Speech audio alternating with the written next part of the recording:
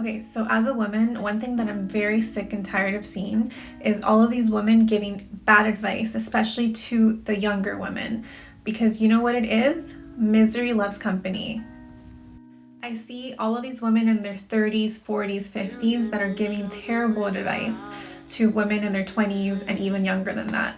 So, coming from a woman, I'm going to be honest with you and I'm going to tell you what hitting the wall means.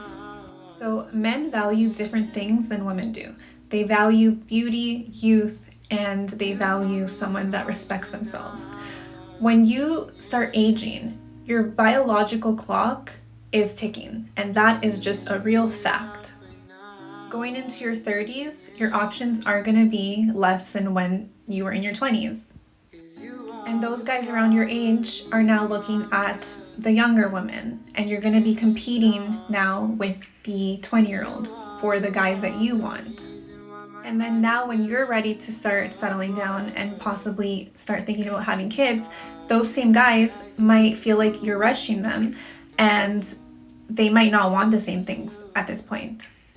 So then the dating market starts getting stressful, and then now these women are rushing for time because now their biological clock is really ticking and they want to go through the stages. And then a lot of them end up single, a lot of them end up childless because they chose to have fun in their 20s instead of looking for a relationship. And they thought that when the time came that they did want to settle down, that they would still have all the options that they had when they were 20. But then reality hits, and a lot of them end up childless and single, and not by choice.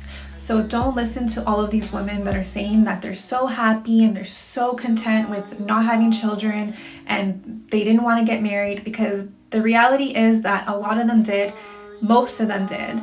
And by that point, they just didn't have a choice anymore. And so they had to accept that now they are childless and single. So of course they're going to make the best out of it. But what I don't like is that they're preaching to the younger generation that this is the way to go. Because if they could have chosen otherwise, they would have.